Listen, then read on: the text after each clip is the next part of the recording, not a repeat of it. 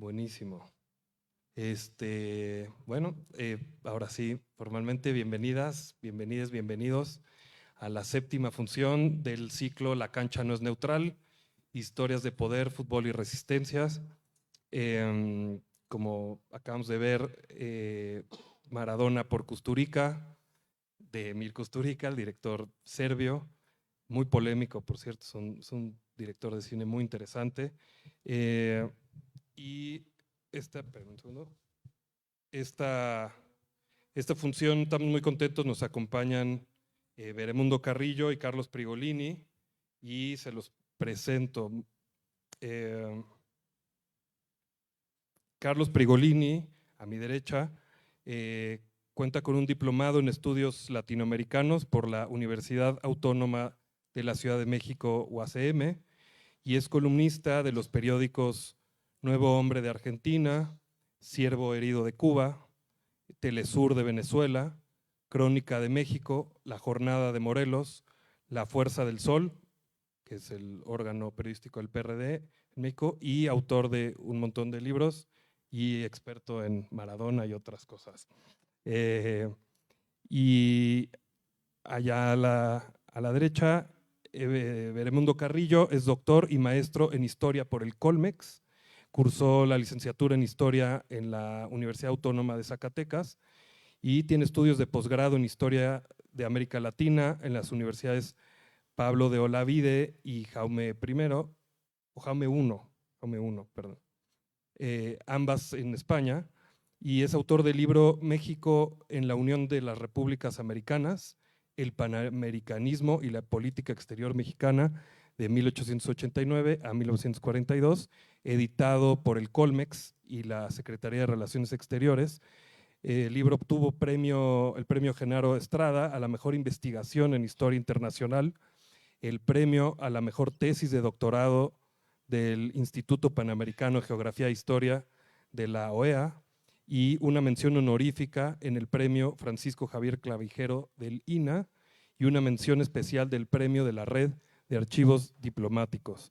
Actualmente forma parte del Sistema Nacional de Investigadores y se desempeña como coordinador sectorial en la SEP. Bueno, pues les pido un aplauso para nuestros invitados de esta noche. Muchas gracias por acompañarnos. Y bueno, yo un poco para arrancar, escribí algo corto y sencillo, que bueno, la geografía del fútbol, al igual que la geopolítica mundial, suele estar estructurada bajo una asimetría histórica, un norte que acumula capital, infraestructura y hegemonía institucional, frente a un sur que provee las materias primas, la mano de obra y, ¿por qué no?, el talento en bruto. En este mapa de tensiones, la figura de Diego Armando Maradona trasciende el ámbito estrictamente deportivo para convertirse en un mito del sur global. Maradona no fue solo un atleta de élite, fue un fenómeno contracultural y un catalizador de resentimientos históricos y la encarnación de la resistencia plebeya frente a los centros de poder. Nacido en los márgenes de Villa Florito, un asentamiento precario, como ya vimos, de la periferia de Buenos Aires, llevó esa condición inscrita en el cuerpo y en su forma de entender el juego. En esta tensión entre el norte y el sur, la traducción más nítida en la carrera de Maradona se dio a nivel de clubes, con su llegada al Napoli en 1984 en Italia. Italia funcionaba como un microcosmos del orden mundial en términos de fútbol y bueno, y socialmente, claro. Un norte industrial, rico, sofisticado y supremacista, representado por Turín con el equipo de Juventus, que es el equipo de la Fiat, de los coches, y Milán con sus dos equipos, el AC Milán y el Internazionale en Milano, que es, bueno, en principio se dice que el Milán es el equipo de izquierdas y el Inter el de derechas, pero un poco eso está borrado y me atrevo a decir que un poco los dos son de derecha. Que despreciaban abiertamente a un sur agrícola empobrecido y marginado, ¿no?, representado por el Nápoles. Bueno, por supuesto, la figura de Maradona está atravesada por profundas contradicciones. Su vida personal, sus excesos y sus zonas oscuras reflejan también las tragedias de la marginalidad de la que nunca terminó de salir del todo. Pero es precisamente esa imperfección lo que refuerza su estatus mítico en el sur. Los dioses de la antigüedad clásica no eran puros, eran apasionados y erráticos. El sur global nunca se identificó con un modelo de perfección burguesa o con el fair play institucional que suele predicar el norte desde una posición de comodidad, sino con el guerrero herido, barroco y visceral que caía y se levantaba. Bueno, pues yo quisiera arrancar preguntándole a nuestros invitados cómo digo, una obvia un poco para abrir, cómo ven a Maradona ahora, digamos, en el contexto actual, con todo esto que vimos, con los gringos tan bravos y con una figura del sur como tan fuerte, ¿no? Y como en la cultura popular. No sé quién. Bueno, buenas noches a todos, a todas. El fenómeno Maradona obviamente da para una interpretación antropológica, social, no porque venga yo de la Escuela de Antropología de la ENA, concretamente, sino porque hay una mutación, obviamente, antropológica en un fenómeno que no es solamente futbolístico, es un fenómeno social, un fenómeno que creo que va a trascender y va a ser digno de estudio como lo ha sido hasta ahora. Maradona, desde el punto de vista futbolístico, esto lo digo como amante del fútbol, es lo mejor que vi. Para mí, más allá de la argentinidad al palo que se muestra en cada una de sus actitudes, en cada una de sus demostraciones, en su forma de ser y de hablar, fue más grande que Messi, fue más grande que Pelé. Pero no lo digo solamente desde el punto de vista futbolístico, lo digo desde el punto de vista sociopolítico, porque la pregunta es, ¿cómo extrañamos hoy a Maradona? ¿Qué pasaría si Maradona viviera, si se expresó como se expresó en aquel entonces, en esa reunión que acabamos de ver en la película de Kosturica, en Mar del Plata, que era la reunión del ALBA en contra de Bush? ¿Qué diría hoy de Trump? ¿Qué diría hoy de Netanyahu? ¿Y qué diría de ese psicópata enfermo que lamentablemente que habremos hecho los argentinos para tener un karma tan malo como ese, ¿no? Bueno, yo creo que Maradona le restaría 3, 4 millones de votos a Milei. No me cabe pero ninguna duda. Porque Maradona, tal como lo demostró siempre, como lo dijo en la película que acabamos de ver, él decía lo que piensa. Él no viene con un libreto, con un papel escrito.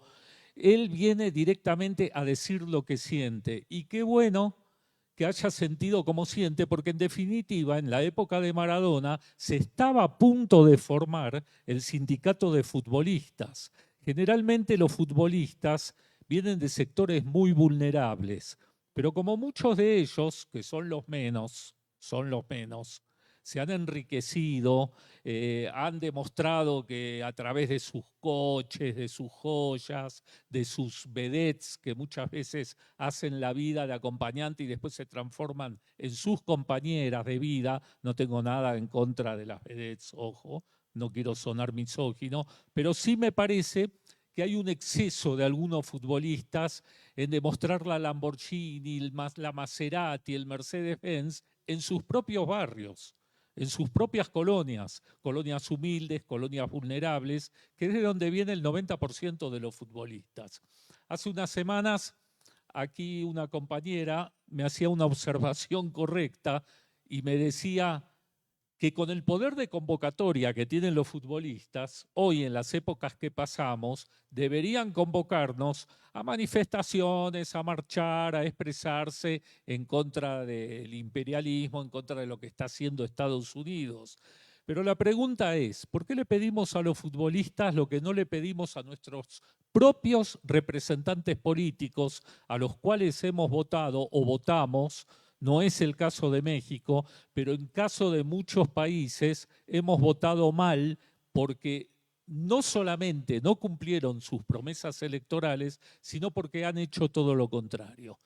Es ahí donde el fútbol y la política se vuelven a juntar y acá con el compañero sociólogo José Miguel Candia hemos desarrollado una serie de libros donde hemos demostrado que fútbol y política no solamente van de la mano, sino que es un matrimonio indisoluble. Es un matrimonio que llegó para ser eterno, para quedarse y que se acrecienta con el nivel del tiempo como lo estamos viendo en estos momentos.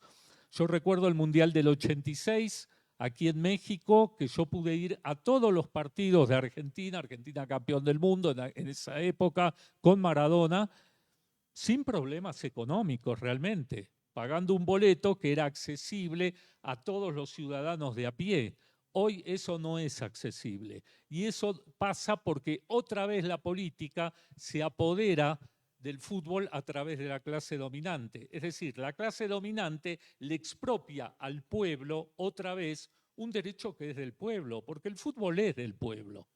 Creo que esto no anda, me parece, ¿sí? ¿Sí? Porque el fútbol es del pueblo. Entonces estamos en una situación, en una anomalía total, donde la FIFA, principal corporativo mundial, el cuarto del mundo o el tercero, después de la droga y después de los tratantes de Blanca y después del complejo brutal militar industrial de los Estados Unidos, es el principal corporativo. Obviamente, ¿qué diría hoy Maradona de un tipo como Infantino? Porque si habló como habló de Avalanche y habló como habló de Joseph Blatter, bueno, en Infantino tenemos a través de los hechos un ser patético, lamentable, vendido, humillado por él mismo cuando le entrega el premio Nobel de la Paz, nada menos que a Donald Trump. Y entonces estamos en este disparate total que implica que el país sede de este mundial, que es el que se lleva 78 partidos sobre 104 partidos a jugarse, es Estados Unidos, que es el país sede y es el principal guerrero imperial que nos acosa con guerras, que nos va a seguir acosando con el ICE a los migrantes que vayan a ver partidos en Estados Unidos, que nos acosa a la delegación de Irán, que tuvo que pedir permiso al gobierno de Claudia Sheinbaum para poder instalarse en Tijuana, porque su propia seguridad estaba en juego si se alojaba en Los Ángeles. Es decir, estamos ante un fenómeno mundial que ojalá se vuelva a repetir, que es el de Maradona, cosa que dudo, porque se necesitan muchas agallas, se necesita mucha valentía para ir en contra de la FIFA y para ir en contra de los poderes fácticos como lo hizo él. Maradona es un fenómeno social, además de un extraordinario futbolista, y es, como decía Eduardo Galeano, es un dios de barro, un dios sucio, pero es un dios humano, un dios de carne y hueso. Quizá un poco exagerado, puedan ver algunos eso que habíamos visto en la película de Kusturica, de ese matrimonio por la iglesia maradoniana. Eso existe, eso es una realidad. Parecía una película más de Fellini o de Ettore Scola que una realidad, pero no, es una verdad que se desarrolla en el barrio de La Paternal, un barrio porteño donde se formó Maradona después de salir de Villa Fiorito, un barrio muy vulnerable, y donde estuvo en Argentino Junior. Pero Maradona siempre estuvo desde ahí con los más débiles, porque Maradona enalteció a Argentino Junior, que era un equipo que estaba jugando en el descenso. Hizo lo mismo después cuando lo transfieren de Barcelona al Nápoles. El Nápoles era el sur, pero el sur era odiado por el norte italiano. El norte italiano, cuando los napolitanos iban a jugar al norte, le decían Forza Vesubio, para que el volcán Vesubio explote y tape a todos los napolitanos. Siempre hubo un desprecio, y existe todavía, creo, una humillación a los napolitanos. Maradona se hizo cargo del sur de Italia y lo llevó a jugar al norte, como decía en la película, le hizo 6 goles a la Juve, equipo del norte, humilló al Milan, que era un Milan fantástico en esa época, con Bombasten, con Gullit, con Arrigo Sacchi de técnico, y Maradona representó eso. Para los napolitanos, Maradona es un dios. como lo es un dios también para Boca, para el equipo donde jugó y para los argentinos en general. Creo que más allá de algunos análisis académicos que me tocó presenciar, sesudos análisis que desde el punto de vista académico tachaban a Maradona con cierto desprecio, es el mismo desprecio que han ejercido los intelectuales para con el fútbol, ¿no? Hay una frase de Eduardo Galeano que resume magistralmente eso cuando dice: quise acercar los libros, o sea, la mayoría de los libros de Galeano son sobre fútbol, quise acercar los libros a los jugadores de fútbol que le temen a la lectura, pero también quiero que mis libros lleguen a los académicos y a los intelectuales que desprecian tanto el fútbol. Bueno, con esto hago una breve síntesis para dar paso al compañero. Muchas gracias, me dejó la vara muy alta, ¿no? Con todas las ideas que fue planteando. Bueno, de entrada con la pregunta detonadora, digamos, vamos pensando en el Maradona político, ¿no? Creo que hay muchos Maradonas, uno es el Maradona humano, que también hay una polémica actualmente respecto a su muerte, que también está generando, es un poco como Pancho Villa, que ni siquiera muerto dejan en paz y nos sigue con la polémica. Hay otro que es el Maradona futbolista y hay uno que es el Maradona político, que creo que es con el que podríamos entrar.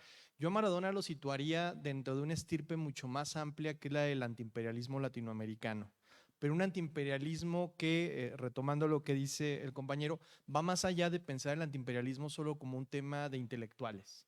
Creo que el antiimperialismo popular, que viene desde muy de las entrañas del siglo XIX y que se expande en el siglo XX con los sindicatos, con los movimientos obreros, y que de pronto se ha reducido mucho solo a quienes escribieron o a un pequeño círculo de privilegiados. En realidad el antiimperialismo es mucho más profundo.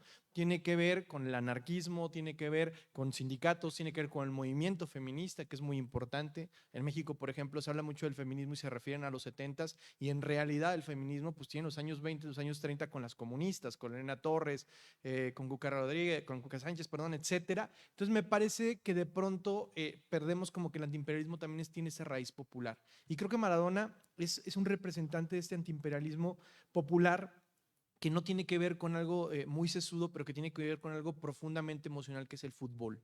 Yo lo platicaba el otro día con el fútbol. El fútbol es un instrumento que permite romper silencios incómodos, ya sea porque te gusta o porque no te gusta, pero es una manera de romper, de entablar una conversación con alguien, ya sea, y más ahora que es el Mundial, pues es inevitable hablar de eso, ¿no? Y en ese sentido creo que Maradona lo que va representando, sobre todo en el periodo que le toca vivir, que es este tránsito del mundo bipolar, de la caída de la Unión Soviética y el auge de Estados Unidos como la única potencia hegemónica, que ahora estamos en otro mundo. Desde 2008 en realidad Estados Unidos ha opacado su poder. Pues Maradona se convierte en este referente que le habla a las masas en su lenguaje, que es muy claro respecto a sus posicionamientos políticos, y que nos da cuenta también de algo que es muy importante, y que es el poder social que tiene el fútbol. Creo que el fútbol no se reduce solo a el ámbito de lo que ocurre en este espacio rectangular de 100 por 60 metros, sino que es en realidad una caja de resonancia de muchísimas dinámicas sociales, ¿no? De cómo pensamos lo bueno y lo malo, de cómo pensamos lo bonito y lo feo, de cómo pensamos también un nosotros frente a un otros. Podemos encontrar mucho la solidaridad, pero también el racismo. Podemos encontrar mucho la empatía, pero también el machismo. Podemos encontrar mucho la idea del nacionalismo en el sentido de la unidad más pura, pero también la xenofobia más calcitrante que puede existir en el fútbol. Y este alcance que tiene el fútbol, pues con Maradona es muy claro respecto a algo muy marcado, que es la manera en la que se resiste a este poder hegemónico que trata de imponerse sobre América Latina en un momento crucial. Creo que la película tiene varios momentos muy importantes, pero fundamental es esta imagen donde lo vemos al lado de Evo Morales, donde lo vemos al lado de todas estas figuras latinoamericanas en Mar de Plata, cuando se trata de crear esta alianza aduanera, este gran tratado de libre comercio para toda América, y Maradona se convierte pues en este referente.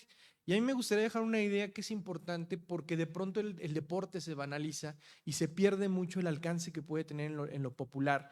Y creo que se ha reflexionado mucho últimamente sobre la figura de Bad Bunny, que creo que es también importante. Y a mí me hubiera gustado ver un diálogo entre Bad Bunny y Maradona, y quizá hubiera sido muy interesante porque Bad Bunny lo que hace, más allá de que sea muy comercial, de que llega tal, llega al Super Bowl y lo que hace es una narrativa antiimperialista en el espectáculo central de consumo del estadounidense, digamos, tradicional, protestante, blanco, y llega con una bandera de Puerto Rico, un puertorriqueño. Entonces creo que estos diálogos a través de lo que importa el deporte sería muy interesante. Me hubiera gustado ver qué diálogo hubieran tenido. Hay una canción de Bad Bunny que se llama No quiero que te ocurra lo que le ocurrió a Hawái.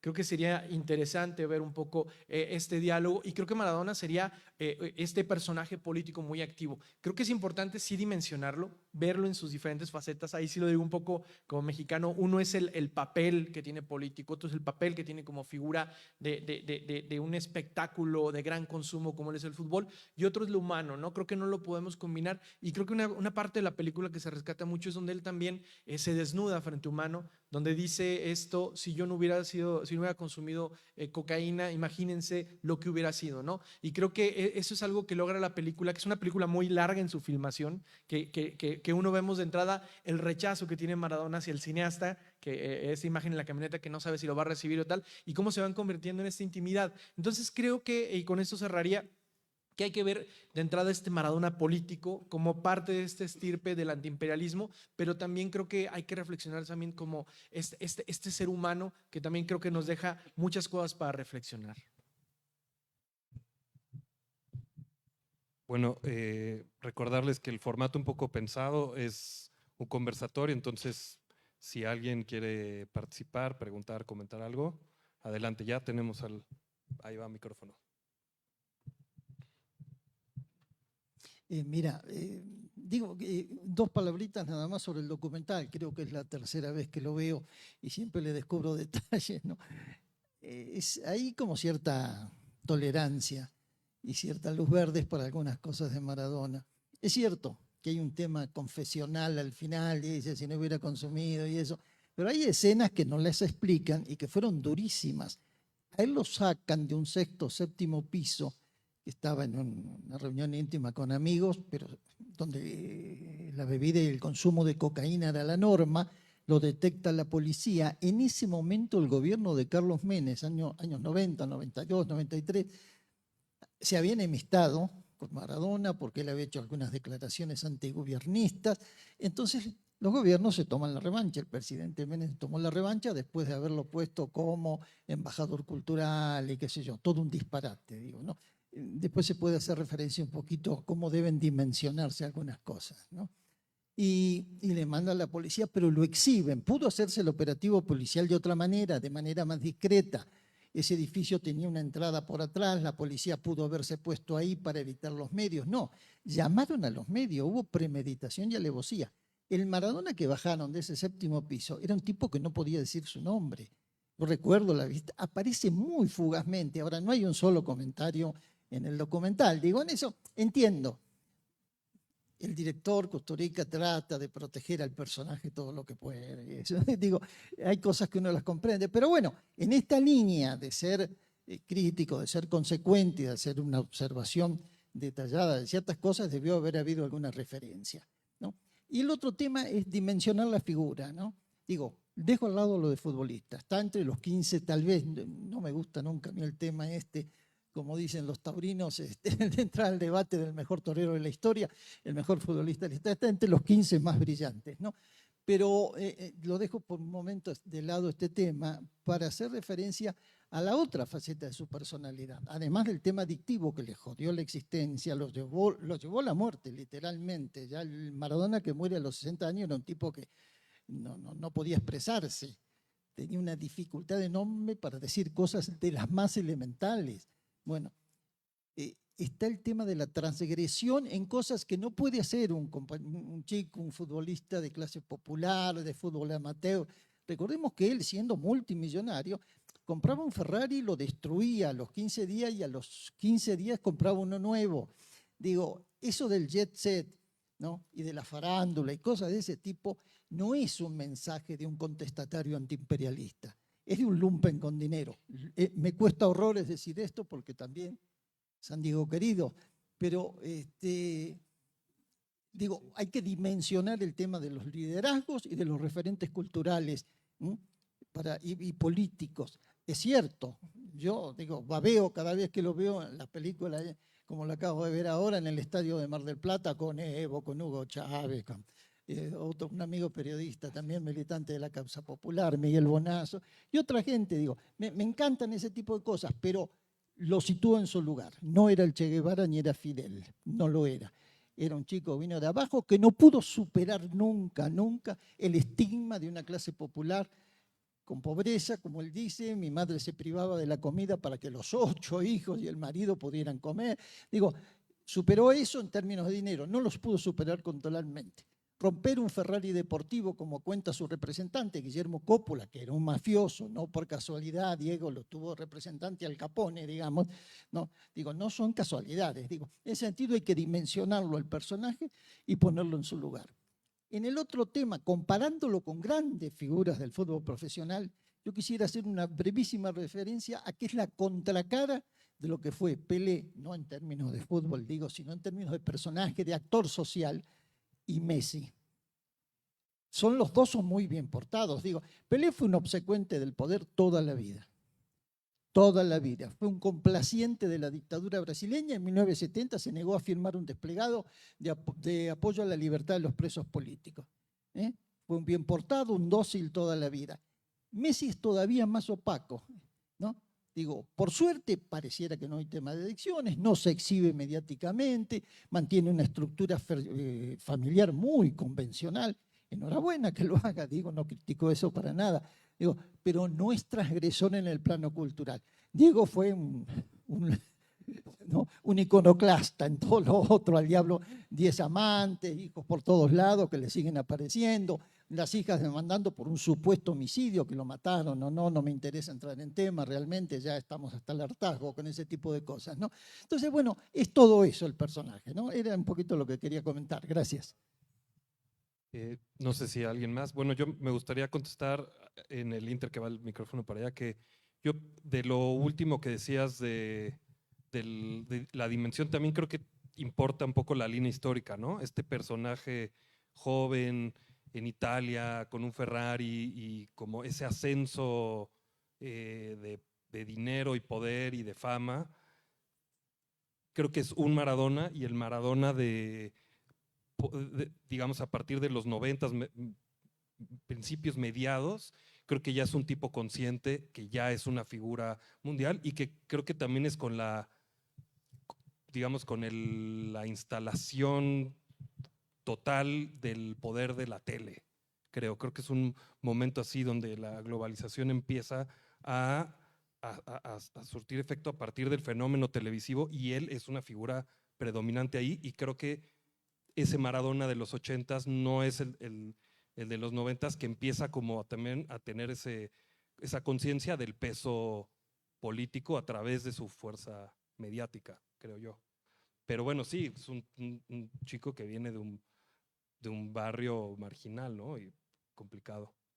Empezaré diciendo que soy un completo desconocedor de la figura de Maradona. Conozco lo que la gente conoce. Pero justo ahorita con esta reflexión con la que empezaron, me queda la pregunta, porque justo dicen, Maradona era un cuate pasional que decía lo que pensaba, pero y justo por eso le tiró a la FIFA y tuvo ciertas posturas, pero ¿qué tan consciente era de esas posturas y qué tanta pasión era de esas posturas? Sí, yo creo que hay una postura definida en cuanto a proteger a los más débiles, en cuanto a proteger a los más vulnerables.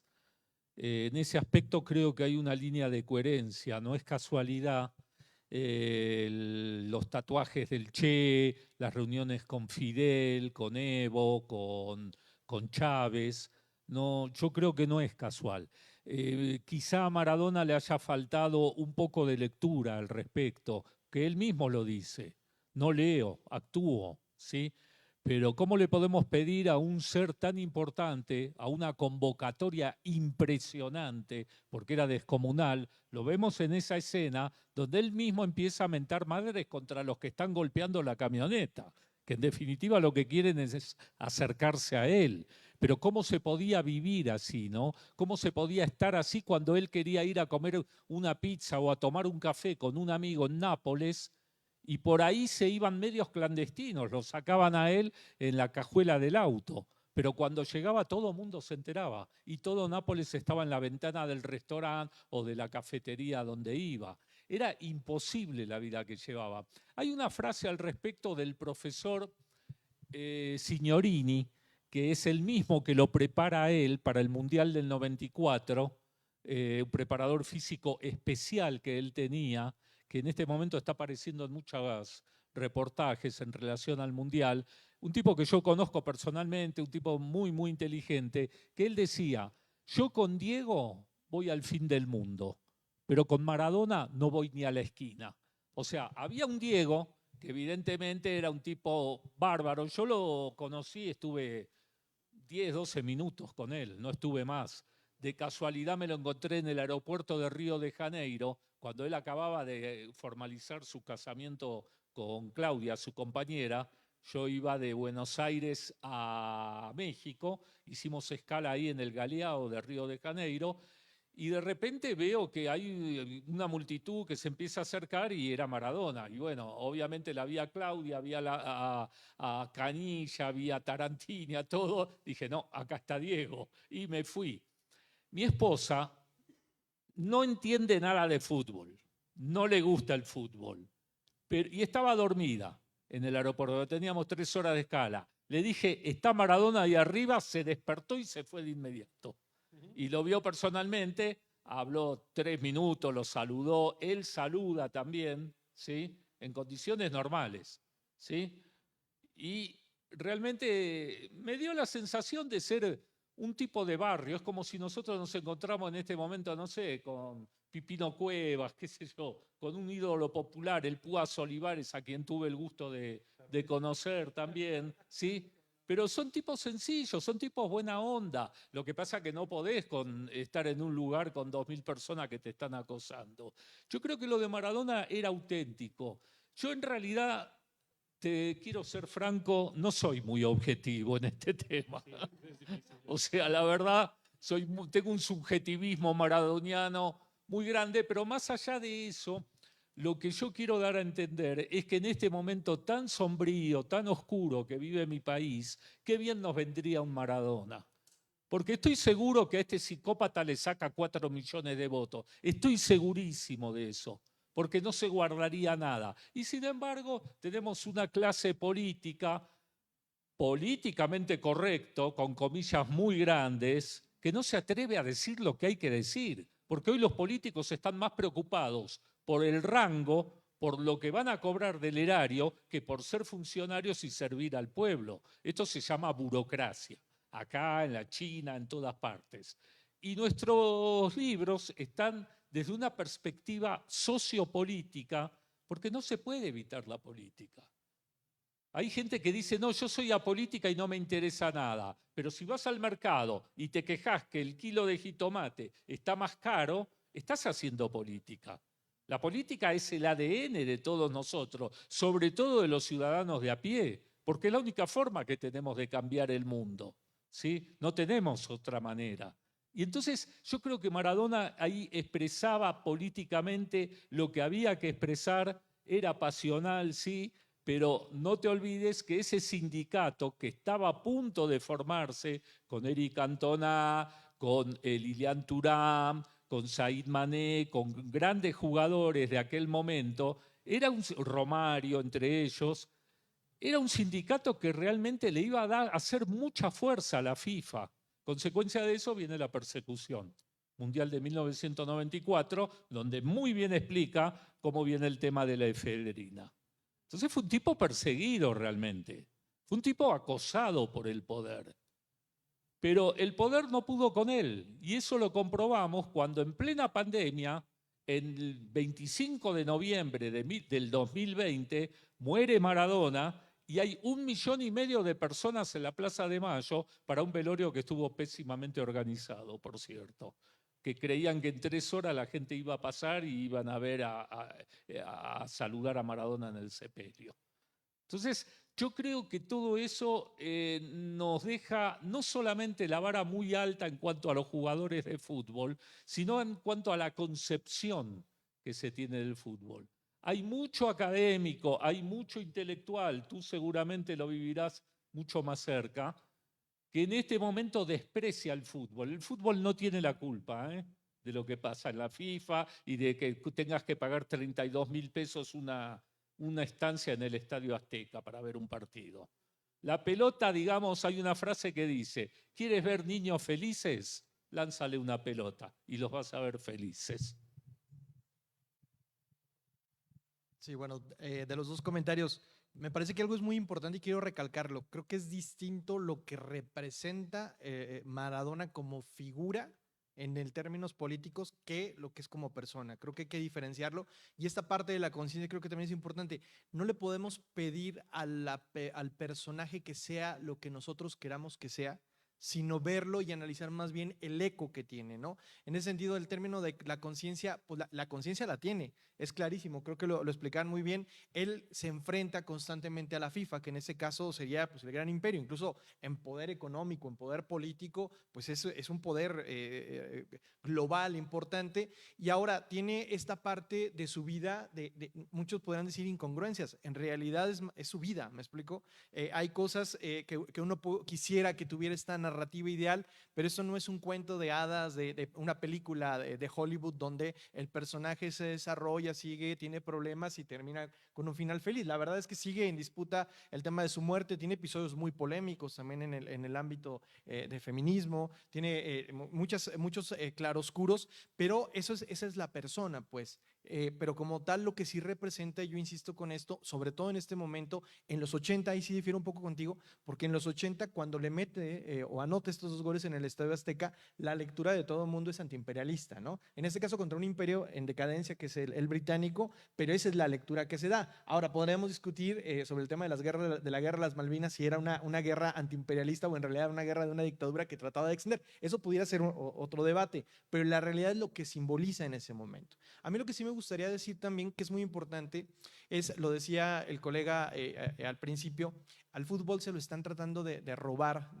o robarle este aspecto popular que tiene, con esas entradas que son inaccesibles, con que se está persiguiendo que no se pueda ver el fútbol en la televisión, hay que pagar dinero para verlo, en España hay una casa de brujas terrible, aquí en México también, pero hay que pensar que una de las cualidades que tiene el fútbol es que en realidad el fútbol se volvió popular arrancándoselo a las élites. El fútbol nace como un deporte de élites, que lo juegan como el cricket, como otros, niños bien, y de pronto cuando comienza a popularizarse, pues se vuelve una cuestión ya de obreros, de campesinos, de gente de barrio, pero en realidad su origen es de cuna de oro. Y esa es una de las cosas que es muy importante y que es un recordatorio de Maradona, de qué manera algo que se crea desde las élites se apropia y se reinventa totalmente desde el ámbito más popular, ¿no? Digo, estamos hablando de Maradona, pero para poner un símil en esta época de los 90, a mí me encantaba, por ejemplo, la selección de Colombia.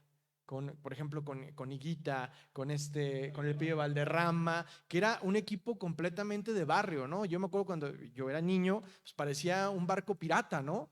Parecían todos piratas, o sea, faltaba que trajeran un perico, pero era un equipo sumamente popular y de barrio. Cuando uno los veía jugar contra los alemanes, completamente elegantes, contra los italianos, y llegaba este equipo a romper esto, y es una cosa bien interesante cuando lo pensamos, lo que representa pues el fútbol en términos populares, ¿no? Y creo que es un tema que está en debate actualmente, hay que pensarlo, que estamos en esta eterna lucha de cómo un deporte que era de las élites se volvió sumamente popular y cómo estamos ahora, pues nuevamente en un aburguesamiento de algo que es de consumo popular, ¿no?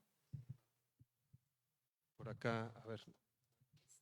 Hola, bueno, mi pregunta era precisamente cómo interpretar ese momento histórico de que el gol es obvio la mano de Dios, ¿no? Que sale en todos los espacios, en todos los periódicos, lo recuerdo, que es obvio que hubo una mano en ese gol.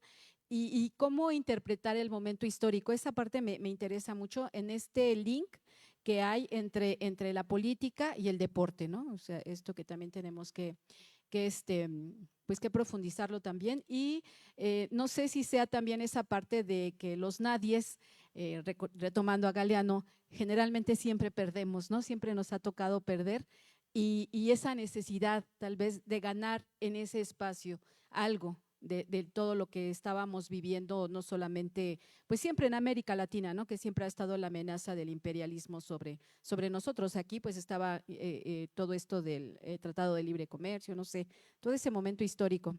Y bueno, nada más, gracias.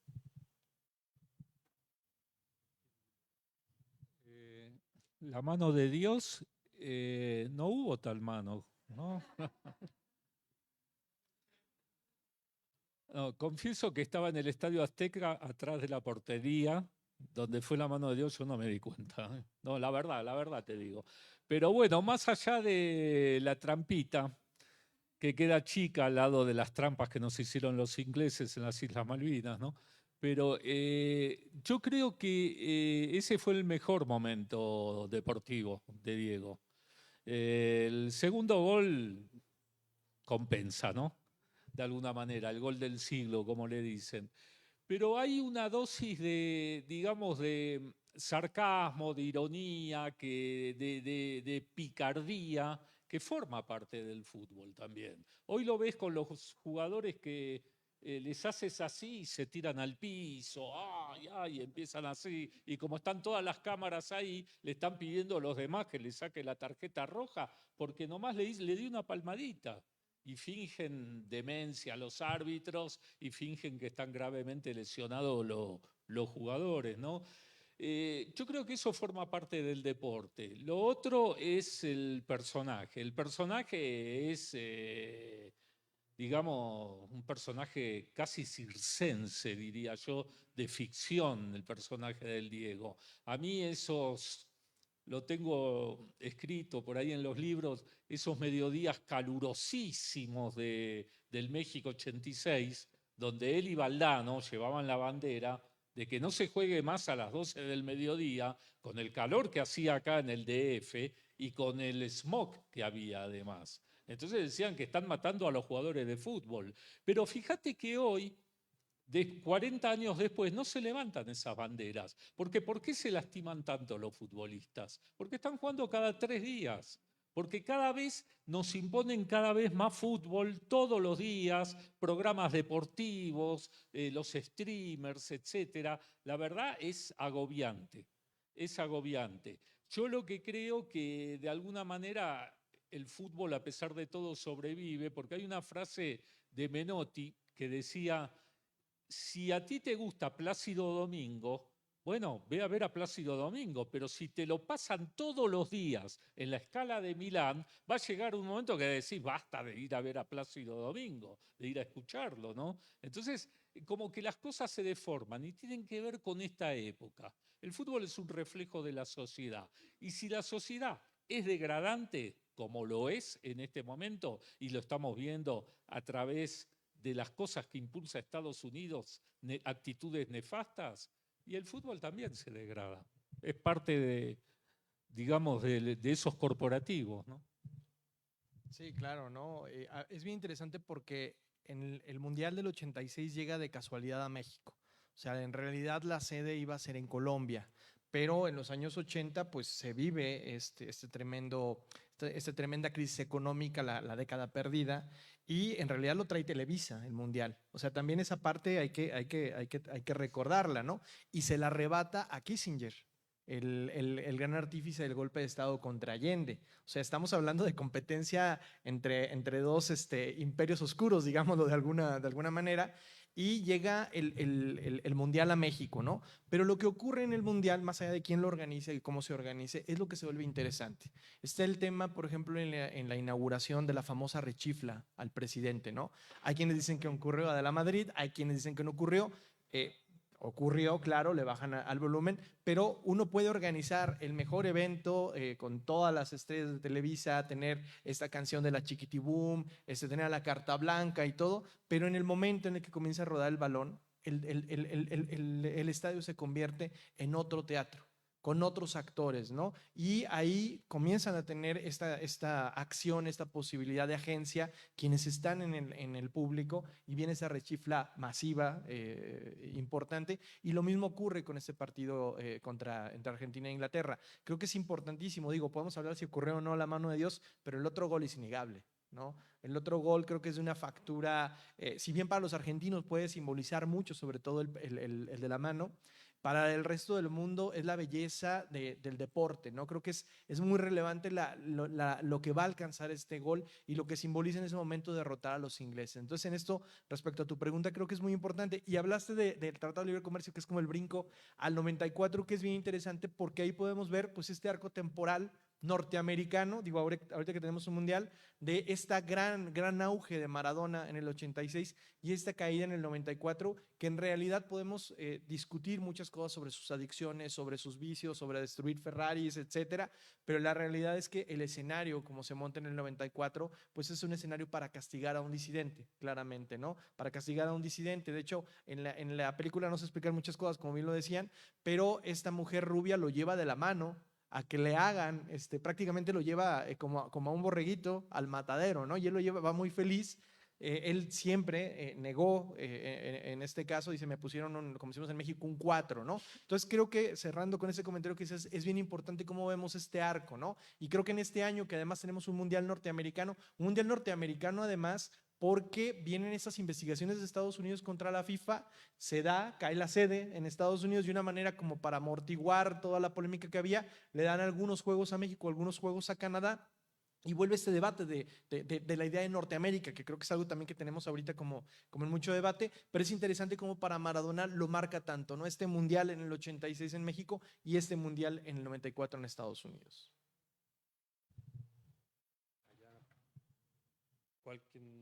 No vi que, pero no, es que porque no están siendo ya. Nada más, pasando ahorita a la realizadora, al productor serbio, veo que para mí es documental, no es película, es un documental sobre Maradona. Pero bueno, ¿ustedes cómo catalogan al productor serbio o al realizador? El sarcasmo, la picardía que me metió ahí a la dama de hierro, Margaret Thatcher, a Bush, y principalmente me llamó mucho la atención las canciones de los Sex Pistols. ¿Ustedes cómo ven pues esa temática para poder involucrar a esta película?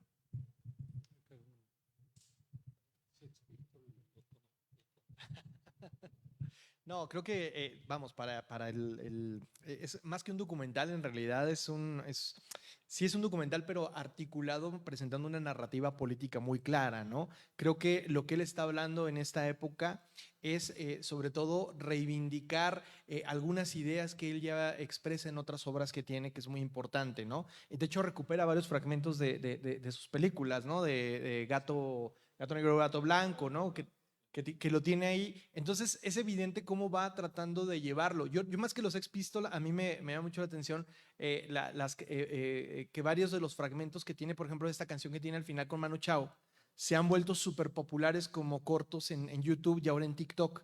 Pero todos provienen de la misma película. O sea, todos provienen y tienen como tienen reinterpretaciones mucho más, digamos, actuales para generaciones mucho más jóvenes que yo. Yo tengo 42 años, pero para gente de 20 años es como muy importante estas imágenes de Maradona. Entonces, creo que sí es una puesta en escena del cineasta. O sea, no es un documental que se va armando por inercia, sino que en realidad él quiere contar una historia. Y él como, vamos, alguien que nació en Yugoslavia, pues quiere mostrar también este mundo que está transitando en los años 90, que es muy crítico. Le toca la guerra en Yugoslavia, la desintegración de la Unión Soviética, y hay una narrativa muy clara donde pone a los grandes villanos, ¿no? Creo que él aprovecha mucho, por ejemplo, esta burla que hace del príncipe Carlos Maradona, para representarlo, de Margaret Thatcher, de Bush, que platicaba con algunos compañeros ahora que, por ejemplo, pues mucho de las playeras que traen de Bush, pues en realidad siguen siendo vigentes con el presidente actual. Entonces realmente la película va con una narrativa, aprovecha a Maradona y selecciona lo que él quiere decir para mantener esta narrativa como muy clara y recupera otros elementos de sus películas, ¿no? Pero la parte musical sí, va acompañada completamente, y lo que es interesante es ahora cómo estos fragmentos dispersos aparecen muchísimo en TikTok. Uno puede encontrar fragmentos de esta larga entrevista, fragmentos de Manu Chao, fragmentos de otras cosas, ¿no? A mí me parece que faltó, sobre todo la última etapa de Maradona. Hay una serie documental muy interesante que yo la vi en la pandemia de Maradona en Culiacán, cuando dirigió a los Dorados de Sinaloa, que es también un gran momento, porque vamos, al final de cuentas también habla de esta cuestión de Maradona de llegar a un equipo desconocido completamente y el tratar de convertirlo pues en un equipo que se vuelva visible en un entorno con una liga como la mexicana, donde pues priva sobre todo los grandes intereses económicos, ¿no? Sí, nomás retomando lo que decía el compañero, creo que le faltó un poco más de aditamento sociológico, ¿no? Sobre todo en cuanto, sí es un documental, pero en cuanto a la motivación de Maradona, lo que decía el compañero acerca de los Dorados de Sinaloa, él marcó una época. Estuvieron a poco de ascender a Primera División, un campeonato muy difícil, pero estuvieron a un paso del ascenso, porque la Liga de Expansión en México, hoy se llama Liga de Expansión o Segunda División, es una liga terriblemente difícil, donde los jugadores tienen que viajar 15, 20, 25 horas en camión muchas veces. Le pasó a las compañeras que están en el equipo femenino, de fútbol femenino de Mazatlán, por ejemplo. Y en ese aspecto Maradona era el que ponía el dinero, si era necesario, para que todos vayan en avión, ¿sí? O sea, obviamente hay dinero en Sinaloa, pero saben a dónde destinarlo, ¿no? Pero también le faltó andar en esa parte, porque hay muchos gestos de Maradona solidarios que no salen a colación. Él, por ejemplo, tuvo una actitud con un jugador de fútbol cuyo hijo pequeño estaba incubado y no lo podían sacar. Y él puso el dinero, pero pidió por favor que no se haga público lo que él hacía. Creo que les faltó más en lo social, en el aspecto de la motivación y en el aspecto de por qué la gente es tan pasional y sigue el fenómeno Maradona de esa manera, a mi entender, ¿no? Bueno, yo nomás decir, lo de los Dorados no sale, pues una cosa de tiempo, ¿no? El documental es del 2008, ¿no? Sí, hubiera sido genial.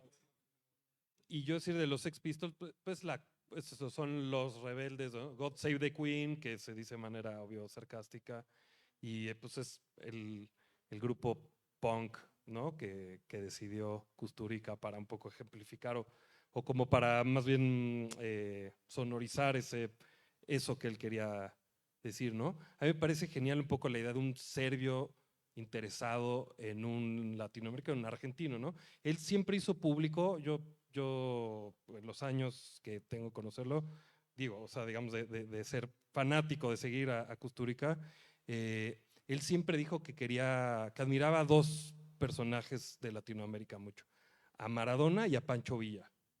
Así como eran así sus dos grandes ídolos y que él le encantaría hacer una película de Pancho Villa y he sabido que tiene investigación, o sea, podríamos enterarnos en algún momento adelante que saque una película de Pancho Villa. Es un cuate muy, muy interesado en el fenómeno social y político latinoamericano. Por allá había el micro, ¿ya lo tienes? Ah, venga.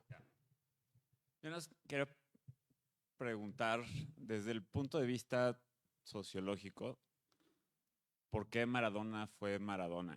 Porque entiendo que Maradona vivió en un momento bastante oscuro, no sé si igual de oscuro que ahorita, pero pues bastante oscuro, ¿no? Con los gringos creciendo en su poder hegemónico, con personajes súper oscuros en la FIFA, con personajes súper oscuros en la política, ¿no? Y él pues salió desde un lugar sumamente marginado, ¿no? Entonces, ¿cómo una persona que crece desde un lugar bien marginado se transforma en Maradona? Porque hay miles de historias de futbolistas que llegan así.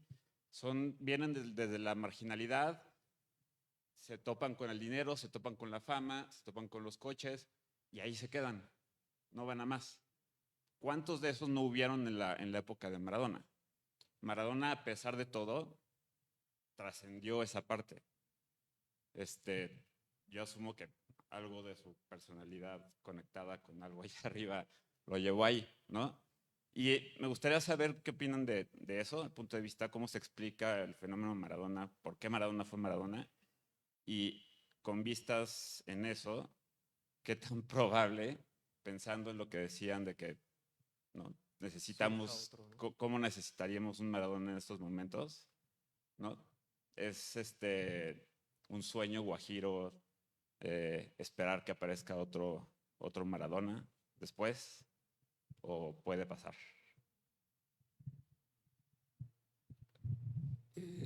¿Otro Maradona en México, dices? ¿Que aparezca? No. No, a donde sea. Lo que acaban de comentar, gracias. Un añadido. ¿Por qué la figura de Messi no tiene esta trascendencia social? Siendo, ya lo superó futbolísticamente, ¿eh? 6 mundiales, en el caso de la selección argentina, triplicó la cantidad de goles que hizo Diego, ya tiene un título mundial, que era lo que le faltaba, lo ganó en Qatar 2022. Sin embargo, el anclaje social, a propósito de los temas sociológicos aplicados al deporte, no es el mismo. Sería interesante hacer un cotejo, ¿no? Sí, tiene que ver con el tema de por qué Maradona es lo que es y por qué también Messi es lo que es. Maradona, hay una frase de Ortega y Gasset, yo y las circunstancias, ¿no? Y obviamente las circunstancias de Maradona no solamente fueron diferentes, sino también que se rodeó de gente diferente. Maradona tuvo un técnico como César Luis Menotti, que, digamos, él lo considera un padre, a pesar de que en 1978 lo excluyó de la lista mundialista, ¿no? Y Menotti es un tipo con el cual yo le pedí una entrevista, me dijo, bueno, pero solamente 45 minutos, ¿eh? Sí, 45 minutos es suficiente. Me fui a Guadalajara cuando era Tecos, era director técnico de Tecos de la UAG, aquí en México. Estuvimos 7 horas hablando. La verdad es un placer hablar con César Luis Menotti, un tipo que habla de todo y sabe de todo también. Es como si estás hablando con, no sé, con Joan Manuel Serrat, con alguien así, por ejemplo. Entonces, Maradona se rodeó de gente como César Luis Menotti, como Jorge Valdano, que es un filósofo del fútbol, o como, por ejemplo, el profesor Signorini, un tipo muy formado, un tipo muy culto. Y yo creo que Maradona empieza a ser Maradona, empieza a rascar en la política, en la desigualdad social, cuando él llega a Nápoles.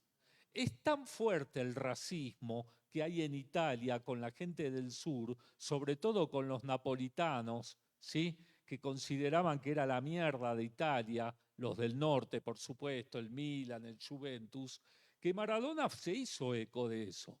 Y de alguna manera no solamente gana un Scudetto, sino que después gana la Champions, ¿sí? Con el Nápoles, algo que era inimaginable que el Nápoles llegara a eso. Pero lo más divertido es cómo humilla al Milan, cómo humilla, como él dijo, a la familia Agnelli, que eran los dueños de la Juventus, tipos multimillonarios, y obviamente a Maradona es un caudillo del sur, así como el caudillo del norte, como Pancho Villa, ¿no? En este caso, o como Zapata. Entonces, Maradona empieza a ser no solamente un ídolo, sino un tipo que reivindica a los más débiles, que reivindica a los más vulnerables y que futbolísticamente lo demuestra en la cancha. Creo que eso marca un antes y un después. Y como decía hace un rato, las compañías de Maradona fueron compañías de alguna manera que cualquier tipo más o menos progresista o con ideas de izquierda quisiera tener. Haberse rodeado no solamente de Menotti, de Valdano, sino que con el tiempo haberse entrevistado tantas veces en Cuba con Fidel Castro, ¿sí? O estar al lado de Chávez, ¿no? O de Evo Morales. Sí, creo que Nápoles es como el punto clave para entenderlo, ¿no? Es como este cuento de hadas donde de pronto el que escoge el lado más difícil, el que viene lo más débil, de pronto triunfa, ¿no? Si lo comparamos con Messi, creo que Barcelona es la clave. Maradona no se sentía cómodo, a diferencia de Messi, que Messi es como una cuestión de administrar triunfos. acumular y acumular Champions, tener todo esto lo políticamente correcto, sentarte para recibir el Balón de Oro, estar en esa comodidad con la FIFA. Y en cambio Maradona, al momento en el que elige Nápoles, se vuelve escoge al enano frente al gigante, ¿no? Y logra una victoria importantísima, y es esta historia romántica que normalmente hace que nos identifiquemos. Cuando uno ve una película, quiere que gane el más débil, ¿no? Como es algo natural, pues es como este efecto sociológico, y le funciona a Maradona para proyectar precisamente esta idea donde el sur puede derrotar al norte. Eso que decía el compañero es muy importante, porque no es algo propiamente solo de Italia, sino que se vuelve una representación global. Maradona se vuelve ídolo en muchos países, en la India, en Pakistán, etcétera, porque se identifican con él en ese momento. Y con Messi lo que ocurre es que es un gran futbolista, es innegable. Creo que tampoco le podemos exigir que tenga una postura política, es una decisión de él, pero en realidad es una marca. Él representa lo correcto del fútbol, lo que es el fair play, lo que es jugar correcto, lo que hay que hacer bien, etcétera, pero no es Maradona. Maradona representa este origen popular, esa forma de la picardía, de cómo el más débil puede vencer al más rico, y que lo que importa en una cancha de fútbol pues no es lo que cuestan tus tachones, no es lo que cuesta el corte de cabello que traes, sino es el talento, ¿no? Entonces como que reivindica ese sentido popular del fútbol, donde al final de cuentas no necesitabas jugar en un campo de pasto, porque Messi realmente desde que llega a Barcelona tiene toda esta trayectoria, sino que puedes venir del potrero, del llano, y convertirte en un ídolo, ¿no? Es algo similar a lo que ocurre sociológicamente pensándolo con los boxeadores, ¿no? Que vienen del barrio y se convierten pues en estos ídolos enfrentando muchísimas vicisitudes, ¿no? Es una buena historia de cine la de Maradona en ese sentido, ¿no? Agregar que Messi es un empresario hoy, como decía el compañero, es una marca registrada, ¿sí? En el libro que acabamos de publicar con el compañero José Miguel, tengo un artículo que ese abrazo doloroso, que a mí me dolió muchísimo ese abrazo con Trump, porque Messi no va a la Casa Rosada cuando Argentina sale campeón del mundo y hay 6 millones de argentinos en la calle festejando, pero sí va a la Casa Blanca a festejar a Donald Trump. Cuando Trump hablaba, Messi se reía. ¿Pero de qué te reís, maestro? Si está hablando de las bombas que puso en una escuela de niñas iraníes el tipo. Sí, él acabó siendo el bobo. Exacto. Se está jactando de eso. Y él, jajaja, que yo estoy seguro que no sabe una palabra de inglés. Pero más allá de eso, ¿qué necesidad tenés a esta altura de tu vida, con tu vida garantizada, la tuya, la de tus hijos y tus nietos, de ir a saludar a un genocida? Entonces, son esas cosas que desgraciadamente los jugadores de fútbol todavía no asumen. Él es un empresario, él es una marca registrada. Como jugador, superlativo, extraordinario. Grité los goles de Messi, así que, pero realmente hoy lo tomo con mayor frialdad, no con tanta pasión. Claro. Yo tengo, perdón un segundo, yo tengo una respuesta de Messi. Yo creo que es un niño bobo, es un niño maltratado, es como estas historias que sabemos hoy tan terribles de chiquillas, de los niños de Televisa. Es un niño explotado por su papi. Su papá, él a los 12, 13 años se lo llevó un visor a Barcelona a jugar y lo explotan desde los 12, 13 años. El papá es su representante. Todo el dinero de Messi salió, bueno, todo, pero una gran parte en los Panama Papers, porque tenía todo su dinero en paraísos fiscales. Es lo contrario, como dijo acá el compañero Candia muy bien, es la antítesis de Maradona. No solo es un tipo cómodo con el poder, sino, o sea, es un mafioso. Él y el papá, ¿no? Es un bobo, es un tonto. Bueno, Sí, hola, el papá. soy Ana, profesora de la UNAM. Muy interesante todo lo que se pone a la mesa, pero algo que me hizo como ruido fue esta comparación con Maradona y Bad Bunny. Creo que no hay comparación.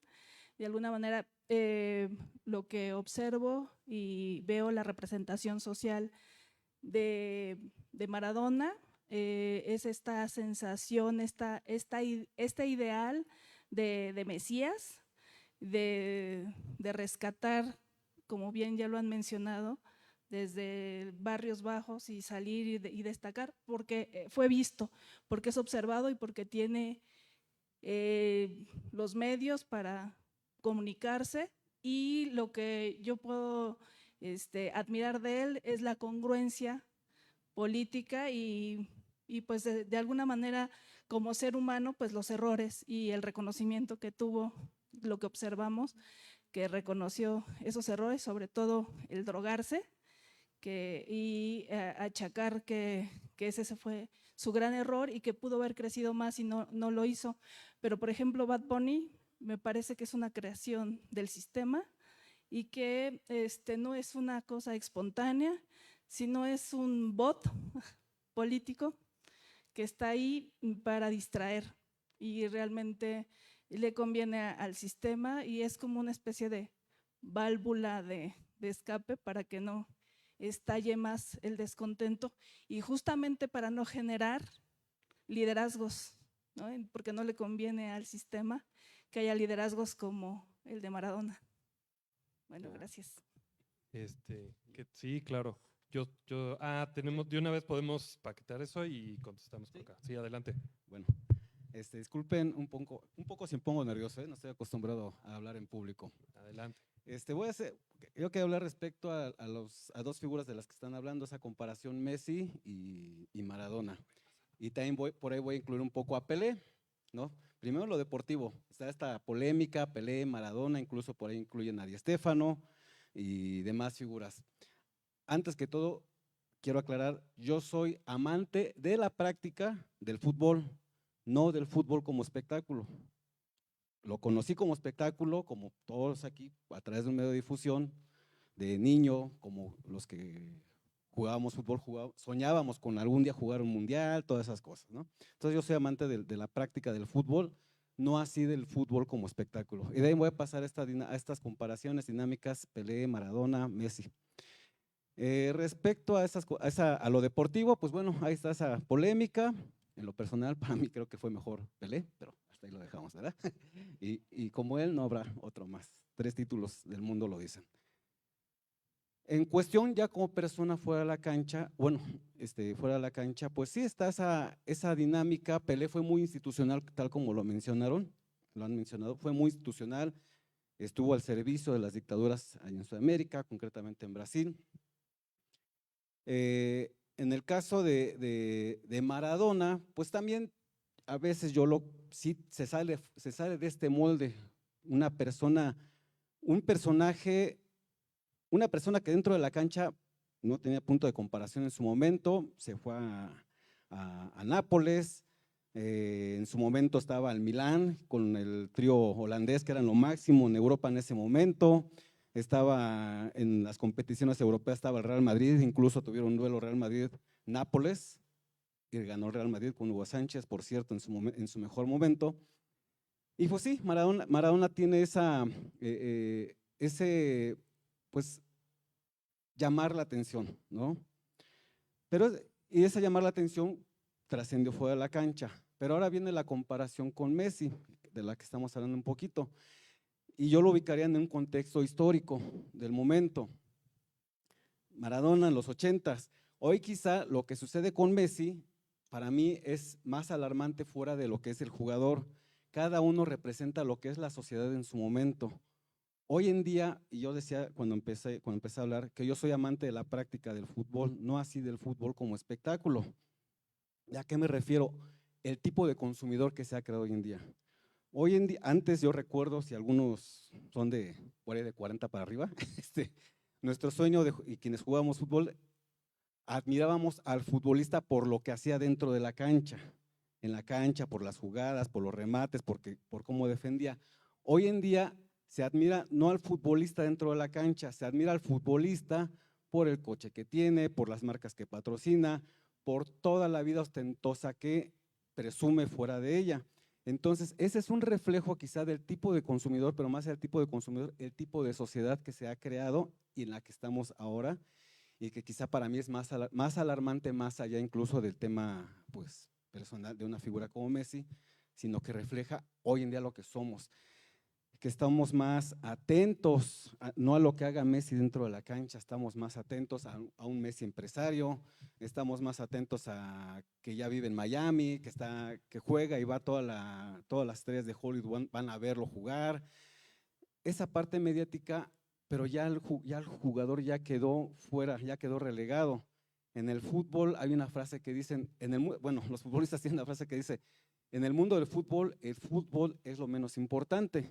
Entonces, quizá en esa analogía, oye, es un punto de vista, no la estoy, está susceptible a cualquier cuestionamiento, pero sí esa parte de Messi, o sea, Maradona, como lo dijo acá el compañero, no es Zapata, no es el Che Guevara, lo entendemos, pero sí tuvo una trascendencia en la sociedad y Messi pasó de la trascendencia, pasó a la opacidad completamente, como lo decían aquí, a convertirse completamente en un bot, en una persona que tal pareciera que no tiene un razonamiento.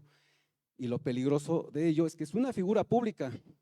Se decía, él tiene el derecho de decidir hacerlo o no, sí tiene ese derecho, pero quizá no es consciente de la trascendencia de sus palabras, ese quizás sería, o si es consciente, posiblemente sabe que tiene el antecedente de lo que sucedió con Maradona en su momento por rebelarse ante las instituciones como FIFA, Joao Havelange, todo ello, lo que como terminó, quizá no quisiera pasar por eso, pero creo que también hay figuras que han luchado y que no han salido tan raspados. Un caso fue, por ejemplo, el doctor Sócrates, futbolista brasileño, creo que lo han escuchado. Otro caso es Eric Cantona, que desde la cancha y desde su profesionalismo y desde su personaje que crearon dentro de las canchas, han impulsado la lucha social e incluso la lucha de derechos por los futbolistas. Nada más era lo que quería comentar. Horacio Casarín. Mencionabas tú, hay una idea romántica de que el fútbol anteriormente no tenía figuras mediáticas y el futbolista solo era una figura que se dedicaba en la cancha. En realidad no, en realidad, y hablo de uno de los grandes goleadores históricos de México, actúa en películas del cine mexicano de la época de oro con Joaquín Pardavé y se les considera figuras mediáticas. Rafael Puente, el portero, era galán de las fotonovelas en los años 70 y podemos seguirnos en los años 80, Manuel Negrete traía el carro descapotable de lujo. O sea, en realidad esta imagen romántica como tal no existe, ¿no? Solo para recalcarlo, sobre todo de la época profesional del fútbol. Sí se considera al futbolista pues como un referente de consumo al final de cuentas, ¿no? Que es importante. Y respecto a esto de Bad Bunny, sí me gustaría decir algo que es importante. Una de las grandes paradojas de Maradona es que su gran enemigo fue la FIFA, pero si alguien enriqueció a la FIFA fue Maradona. Porque él fue parte del sistema, fue un engranaje del sistema completamente. A él lo ficha el Barcelona. No sé, y llenaba estadios y contribuyó a que la liga italiana fuera sumamente popular y bastante rica en los años 80 por este dinamismo que le dio al Nápoles. El problema es que en algún momento ya no le sirvió al sistema y le pasó lo que le pasó, pero en realidad fue un engranaje del sistema y hay que entenderlo también como esta figura. Ahora, lo que yo decía de Bad Bunny no es la persona o el personaje, sino la narrativa. O sea, cómo en un espacio, en un espectáculo masivo como es el fútbol o en este caso el Super Bowl, cómo puedes colocar ciertas narrativas importantes. Y en el caso latinoamericano, creo que lo que tiene Maradona es que sobre todo coloca esta narrativa antiimperialista. Es incongruente en muchísimas cosas, destrozaba autos de lujo, consumía cocaína, lo que queramos, pero coloca esta narrativa que es importante. Y en el caso de Bad Bunny, podríamos decir, tiene canciones sumamente polémicas, antifeministas, es un producto como tal, pero la realidad es que coloca en un momento crucial geopolítico una narrativa antiimperialista. Entonces creo que en ese sentido sería eso, ¿no? Y ver el deporte más allá de la parte solamente del consumo cultural y ver el impacto y la trascendencia política que tiene. Ya estamos cerrando, nos da tiempo de esa rápida. Venga. Venga. Y cerramos. Claro. Y cerramos, claro. Buenas noches. Muchas gracias por las aportaciones, muy valiosas todas. Yo me voy a regresar un poco a una pregunta de la figura de Maradona, ¿no? Porque creo que sí nos hace falta mucho en el fútbol. Nos estamos alejando del fútbol, nos estamos acercando al soccer, ¿no? O sea, todas las corporaciones están ahí, los futbolistas también cada vez más candados. Creo que no se pueden decir ni siquiera mundial para ciertos, hay muchas restricciones, ¿no? No sé si el estar esperando una figura como Maradona nos orienta a esperar a este Mesías, que difícilmente lo vamos a encontrar en el fútbol masculino por todas las corporaciones que están. No sé si en el fútbol femenino se está dando un caldo de cultivo distinto, con la diferencia de salarios, con otro entorno que justamente te da esa rebeldía, te da esa irreverencia, te da esa disidencia, ¿no? Entonces, ¿cómo ven esa parte y ya seguir con Maradona como el último gran héroe, ¿no? Venga, muy rápido. Gracias. Me parece a mí que tenemos que diferenciar, cuesta, el fútbol desde el punto de vista lúdico, desde el punto de vista de lo que representa el juego, ¿sí? Sobre todo para los niños, sobre todo para el colectivo. O sea, yo siempre reivindico el fútbol como juego, no solamente porque es hermoso y porque soy un apasionado del juego, sino que a diferencia del compañero que lo practica, pero que no le gusta verlo porque es negocio. Entiendo, está contaminado. Y cuando el fútbol se contamina con el negocio, el que gana es el negocio. El negocio gana 5-0, le gana al fútbol. Obviamente porque la clase dominante es una clase corrupta, es una clase que amaña a las apuestas, que amaña a los partidos, por lo tanto, y que amaña a los arbitrajes. De eso no me cabe ninguna duda. Y de ahí está el negocio muchas veces. Como decían recién, no me acuerdo quién decía que la final del 90, Maradona en la película de Kosturica, afirmaba que la final del 90 era Italia-Alemania. Estaba todo para que eso suceda. Edgardo Codesal, ¿sí?, se encargó. Estuve 6 horas hablando con él, diciendo que no era penal, él decía que sí era penal, pero él se encargó de eliminar a Argentina, ¿sí? Creo que ahí hubo un acto de corrupción, definitivamente. Así como la mano de Dios fue con la mano, ¿sí? Ese penal no fue penal. Pero ahí empieza el matrimonio FIFA-televisión, ¿sí?, con el fútbol. Entonces, ese matrimonio empieza a perder el deporte. Pero igual reivindico la parte lúdica. Las mujeres, el fútbol femenino, pero ninguna duda que están por lo lúdico. Ponen una pasión, ponen una garra, ponen un entusiasmo. Las chicas de fútbol femenino de Mazatlán, y eso que Mazatlán está en manos de la Corporación TV Azteca, de Salinas Pliego, ¿sí?, para venir al DF, venían en camión, ¿sí? Venían en camión, 15, 18 horas de llegar en camión para jugar acá. Entonces, no solo son maltratadas, sino que el aspecto del negocio obviamente las tira a matar.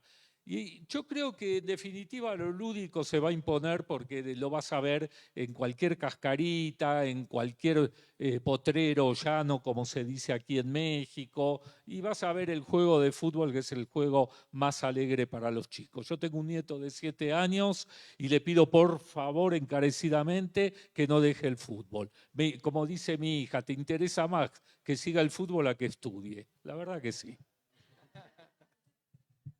Sí, creo que el fútbol femenil por antonomasia es profundamente revolucionario, ¿no? El actual, porque las banderas que defienden son tremendas. La selección española, por ejemplo, visibilizando el tema del acoso, el tema salarial, que es una constante, el tema también de que se arranca también un espacio propio que ha sido tradicionalmente masculino, ¿no? Hay una pelea también en las escuelas, por ejemplo, las canchas normalmente son espacios de los niños.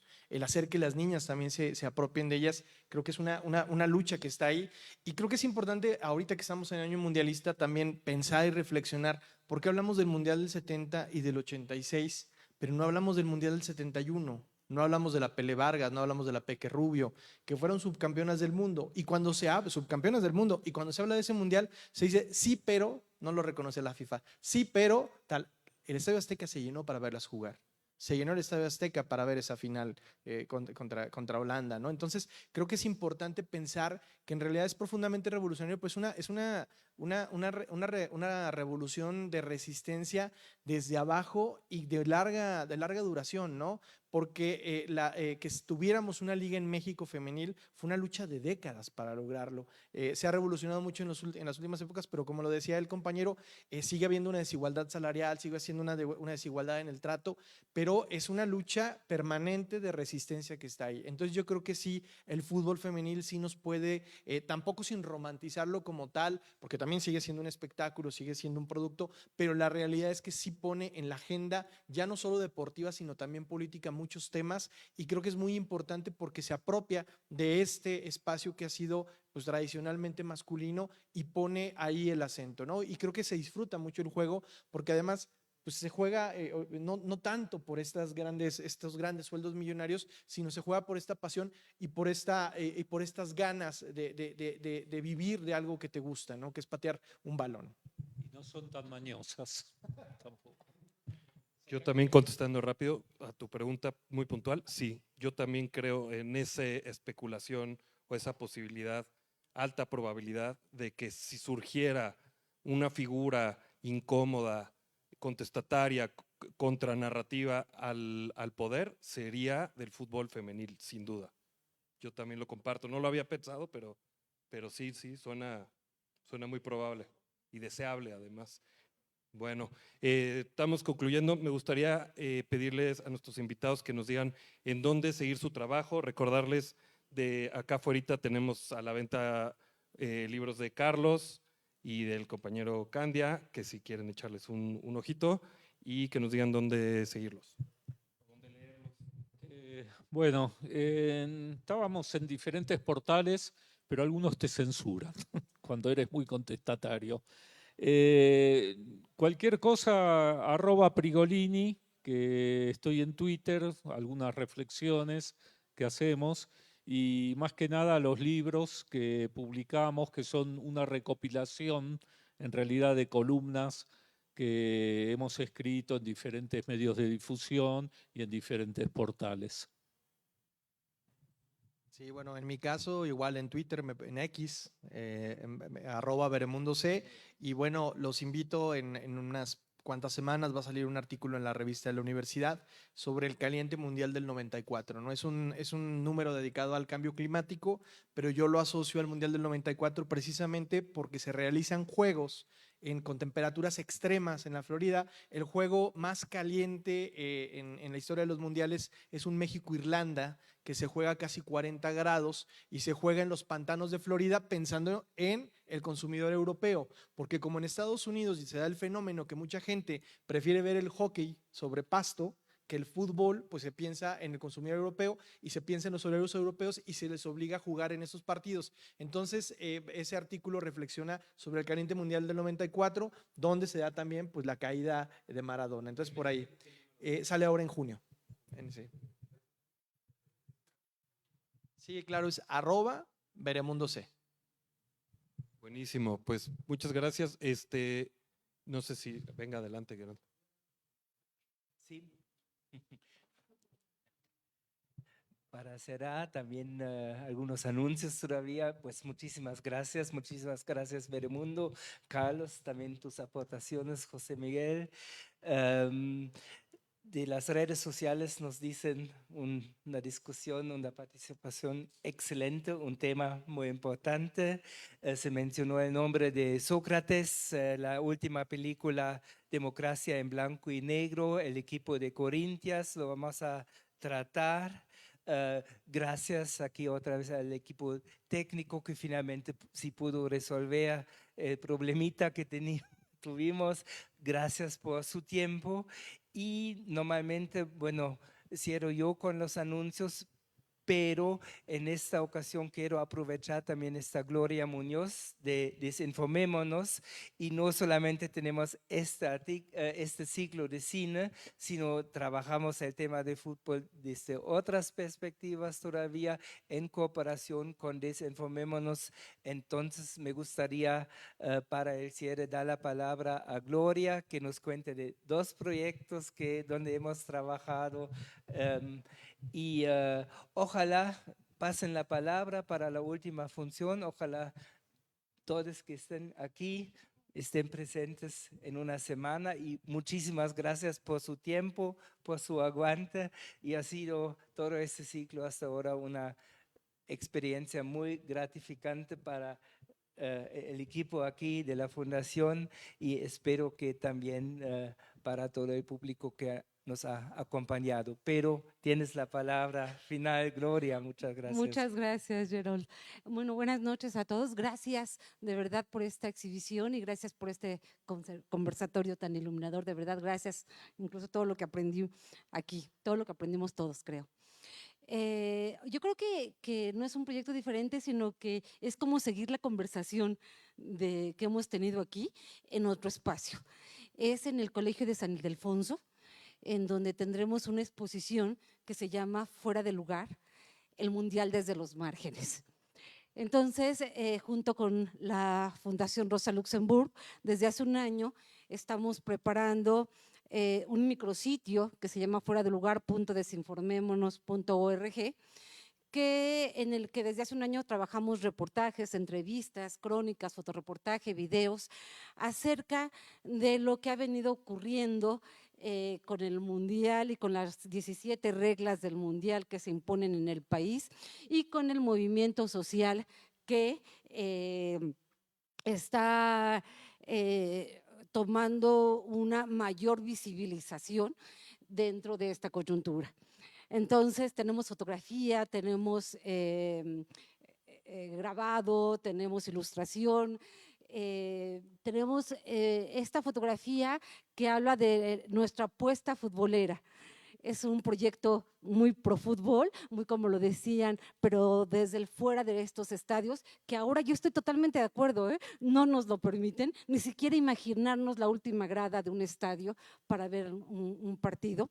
Y yo también soy de las que del 86 no llegó adentro del estadio, pero sí podía llegar afuera a festejar con mi familia. Ahora es 1,5 kilómetros lo que va a estar resguardado, y porque es territorio FIFA, y yo creo que como nunca habíamos vivido un territorio FIFA de esta manera. Entonces, en el centro histórico, que justo en el que hay en estos momentos un plantón, vamos a estar, el museo abre, el museo, la apuesta es sobre la calle San Ildefonso, en la Galería Urbana, con las mamparas, 57 mamparas que nos muestran el fútbol al que le apostamos. Y una cosa muy importante, cómo se ha manifestado el fútbol en los últimos meses, las cascaritas y las retas callejeras por Palestina, por antipatriarcales, en la defensa del territorio, por la defensa del agua, y un punto muy importante, la visibilidad que están teniendo las familias buscadoras de más de 130,000 desaparecidos y desaparecidas que hay en México. Entonces, sí, para ellas va esta exposición, de verdad, muchas gracias. Aquellos que entienden la desaparición, como en Argentina, saben de lo que hablamos. Y bueno, hay cascaritas casi de todas, fotografías casi de todas estas cascaritas, junto con testimonios de familias que están buscando a sus seres queridos. Y entonces son retas y cascaritas que reivindican el fútbol callejero. El que se está en 2 segundos se arma la cancha, se pinta, se ponen las porterías y se juega el fútbol. Y además el fútbol que, como lo acababan de decir, el fútbol feminista, en este caso, de barrios periféricos como Ecatepec, en donde además de jugar al fútbol, se dan talleres para organizarse y para erradicar la violencia machista en este municipio, que es que tiene el mayor número de feminicidios en todo el país. Entonces, por allá nos vemos, es una atenta invitación. Este trabajo, el micrositio y la exposición lo hemos podido hacer junto y gracias al apoyo de la Fundación, y en este momento, gracias al que el Colegio de San Ildefonso la alberga. Muchas gracias y allá los esperamos.